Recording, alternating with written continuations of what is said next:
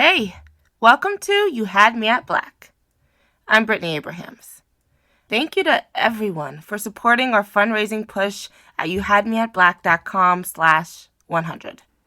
When Martina asked me to build You Had Me at Black with her 3 years ago, I didn't estimate the splash or impact we could make.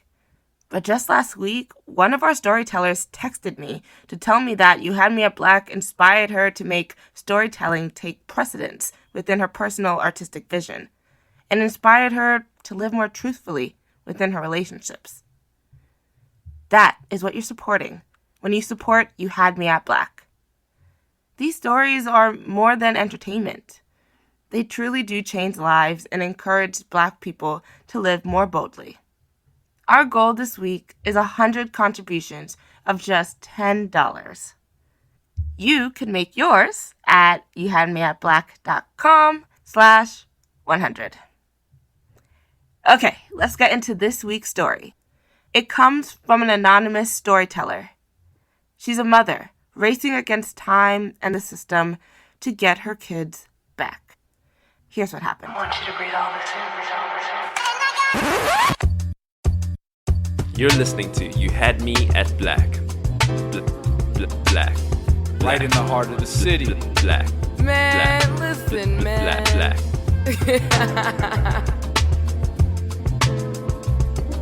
This is You Had Me at Black, and we live, baby.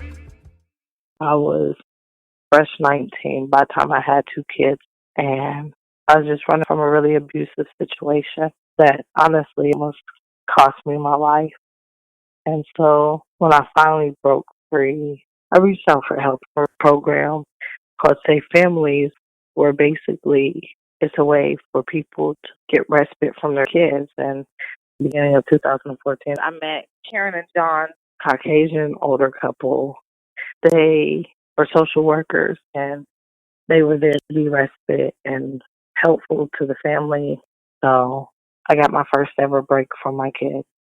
And when I came back, it was just easier. And then it made me feel even more empowered because I'm like, oh, I have somebody in my corner. If something goes wrong, I don't have to worry about when, how, where, or who.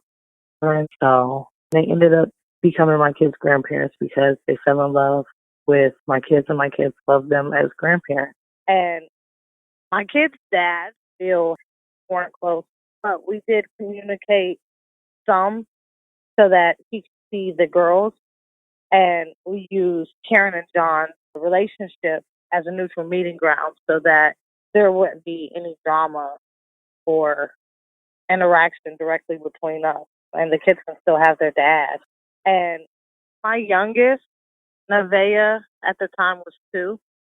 And my oldest daughter, Heaven, was 3.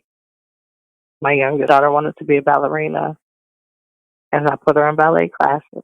I always wanted a gymnast, so I put them both in gymnastics to see if one of them was good at that. My oldest wanted to play an instrument. We went and found her lessons for that. We did programs, and I was on the PTA, and I actually went and argued for grants for their school and their school district because I was so involved and so active in their life. And we would chase Santa Claus around. One year we literally got 7 Santa Claus things. We went skating with Santa, breakfast with Santa, lunch with Santa, book reading with Santa. It was just fun. And they never not had what they needed. They just would really love kids. I let them speak their mind, but I also trained them on respect and manners. And everywhere I went, I got compliments on these kids. I don't know, we were just a normal family. So after building this relationship with John and Karen for 3 years, I'm talking to Heaven, and she tells me that they feel like I'm not nothing. Grandpa said that you're not anything. And I'm like, what do you mean not anything? You didn't do anything with your life. You're not a teacher or a lawyer or a doctor. And I'm like, well, y'all not going back over there. And then my oldest is like, yeah, they say a lot of bad stuff, but I just ignore them or something like that. And I was like, well, what else do they say? And And then she sort of kind of just shrugged her shoulders. And so, like, I dropped it at that. But then, me personally, I've caught John saying, like, little things towards me. Like, when I was moving, because I didn't have an address yet, I was getting, like, my Amazon stuff from my house shipped to his house, to their house. And, like, one of my packages came while I was there. I opened it, and he was like, every time I see a package with your name on it, I'm always scared I'm going to see the red and blue lights outside. And I'm like, why do you say that? And he's like, I don't know. And so I opened up the package, and it was like this engraved Bible that I got my oldest daughter. And he was like, I don't know what you got that for because it's not like you believe in God. And, like, that should have been an eye-opener for me, but it wasn't. And then when my daughter came home with the comment that they said that I wasn't anything, that just basically set everything in stone for me. And I was like, you're not going back over there. So that conversation we had in front of an agency that we were working with at the time. And so one of the agency members went back and told John and Karen that basically I wasn't going to let the kids over there anymore. John and Karen, they started texting me about Tiffany, my ex-girlfriend. She and her daughter had an altercation at her house. So I knew not too long after that Child Protective Services was going to be knocking on my door. So after they called Children's Services, they came to my home and they basically were like, yeah, so we received this call of physical abuse and we want to speak to the kids. So they speak to the kids and the kids were like, well, yeah, Tiffany got into it with her daughter, but it had nothing to do with my mom. And my mom diffused the situation. And they're like, well, were you scared? And they're like, no, my mom would never let anything happen to us. I'm sitting on the couch and they're like, okay, well, theft and solicitation. And I'm like, are you speaking in general? And she's like, no, this is on your background. And I'm like, no, it's really not. Like, you have somebody else's background. I work at an elementary school. I just got an FBI and BC, a background check. Like, that is definitely not on it. And so she's like, oh, well, we'll look into it. We'll see. And I'm just like, okay. So, and they're like, well, they're going to go John and Karen here. And I'm like, no, they have a biological dad. They will go there until y'all's investigation is done.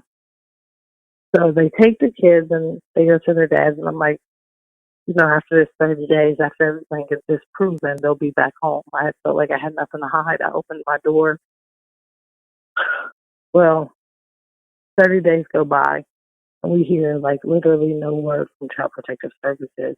So their father sends the kids home, and he's like, well, we're not hearing from them. They're basically coming home. So they're back at home, and school's about to start, and they randomly pop back up. And I'm like, okay, so what is going on? Because school's about to start, and I need to know where they're supposed to be placed at because, I mean, like, at this point, you're playing with their education. And they're like, well, the dad can enroll them in school. And I'm like, oh, yeah, no, that's dead. So I go over to his house, well, his mom's house, because he doesn't have a house. I'm sitting there, I'm playing with my kids, and then it's like time to leave. And I'm like, okay, well, come on, girls. And he's like, you're not taking the kids. And I was like, no, I really, like, I'm taking them. Like, this is over. Like, this is enough. Like, school starts in literally 2 days. They need to be enrolled in school in the district that they actually live in. And I still have custody. And so, and like, he barricades the door. And I already knew that it was going to be a problem. So I called the police.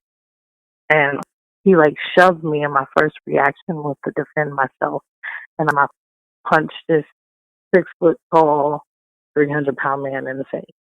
And after that, I realized, like, they're already trying to basically demonize me. I just need to take this loss and get out of here. So he's, like, dragging me up and down the hallway. At this point, his mom has the kids barricaded behind them. I mean, they're screaming bloody murder as they get dragged up and down this hallway. He picks up this chair and he starts beating me with this chair. The grandma comes to save me after he starts beating me with the chair. Then my oldest daughter comes and starts punching him in the back of the head while the grandma's trying to pull him off. Well, the police pull up, and I have the kids in my hand, and I'm walking out barefoot and bloody. So we go outside with the police, and the police take pictures of me. And, like, basically, my kids tell them the story. I tell them the story. I call 241 kids with children's services, and I'm talking to the caseworker, and I'm like, listen, my kids can't stay here. They're scared to stay here, and honestly, I'm scared for them to stay here. There's just the actual physical altercation. They're not staying here. And the lady's like, well, if you take your kids will be in foster care by the end of the night. And that's all I had to hear. My mommy senses kicked up, and I'm like, okay. And I'm telling my kids in the process, like, grab what you need. We're leaving tonight. So we're filling up the car. We all get in the car's fixed, and we drive to go to my mom's house to get the kids somewhere safe. On the ride, my daughter, she was taking a nap because it's a 5-hour drive, and she woke up and she was crying. And I'm like, baby, what's wrong? And she was like, I just keep having dreams that daddy's going to kill you. I'm like, baby, he's never going to kill me. That's over. Like, it's all over. And my daughter's birthday was the next day. So we decided to throw her a party. At this point, we're thinking this is just a blast in the past. It was 3 days ago. We're finally in a safe place. Everybody's back to happy and normal. So we get to Pittsburgh, and we're throwing this party. And the 5 police cars pull up. My youngest daughter, she's like, the police is here. I'm like, take your sister, go upstairs in the closet, do not come out of that closet, like, no matter what you hear, until I come get you personally. So the police walk up on the porch, and my whole family barricades the door, like, what's going on? They're like, well, we got this call that basically we have to do a wellness check on these children. Like, where are the children? Can we see the children? And my mom is like, no, why? Well, long story short, I'm like, Mom, they just want to see the kids. We're going to let them see the kids because nothing's wrong with the kids. So I didn't want my kids to be in distress. I'm like, just pretend like we hired you and sing them happy birthday and it's some big happy surprise. So the kids come down and they sing happy birthday and they're, ate a little bit of birthday cake with us. And they leave. And now we're thinking this is really the end of it. Now, Child Protective Services start calling my phone. And they're like, if you don't come back right now, the kids are going to be taken. You're going to get kidnapping charges. So they're like, you have a court date tomorrow. You need to be here at 8 o'clock in the morning. So I leave to go get on the road to be at court the next day. I'm like, there's no way a judge is going to take these kids from me. I mean, these kids are well taken care of. They're spoiled. That's just, I don't know. I get in the courtroom and I realized they were doing something called an emergency custody hearing. And so they filed the emergency custody hearing with all false reports, that 14 warrants in different states, and just absurd accusations. So I'm like, yeah, the judge isn't going to take the kids. And I go in there and I plead my case. The judge tells me, I understand every sacrifice you made as a mom, but I didn't want to take these kids. So at this point, I'm hysterical. And I'm like, what am I going to do without my kids? So I lost custody to the state, and my kids were placed with John and Karen. But honestly, I didn't think that it would last past the 30 days before we had court again. My kids were coming home, and I knew in that short amount of time that the girls would be okay with Karen and John because they were people that they knew. But after I got to see them and stuff like that, you could tell it was a different story. Something was up with my oldest. I'm like, something's going on. And they're like, well, Grandma talking bad about you, and Grandpa said this, and they did this to us, and they did that to us. So I ended up finding out that they were giving my kids melatonin 2 to 3 times a day, every single day, just so that they would sleep. And it caused my oldest to become overweight. And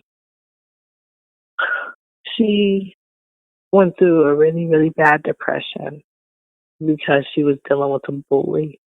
And they kept trying to encourage her to be the bully's friend, which, and this isn't a Disney movie, that's not how it really works. She ended up getting physically assaulted at school, and it just put my baby in a dark hole that was really hard to pull her out of. for a parent who saw her for 2 hours a week. Visits were in an institutionalized building where literally, like, I was in there for 2 years visiting my kids, and I've seen one white family, and that was after a year and a half of being there. It's all black people and brown people, and you walk in, and it's like literally an office cubicle, no bigger than like 6 by 6. Like it's tiny, and and in the door of the cubicles is a chair for the person who watches you to sit. You go in there and sit there and be watched by my oldest told me, she was like, I can't tell people that I come here because I'm embarrassed. And I told her, like, it's okay. I don't tell people I come here because I'm embarrassed too. If I'd never been in this situation, I would have never known that it was as bad or as segregated as it is. So I'm fighting this battle for 2 years. I fight this custody battle ultimately to lose. Their father ended up getting granted custody.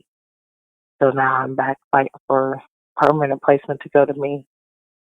So I was really hoping that somebody hears my story and either knows what to do or wants to do something. Or even somebody who hears my story and they're like, I've been through that too. I know your pain. Thanks for listening. To learn more about our team, head to youhadmeatblack.com/aboutus. Peace.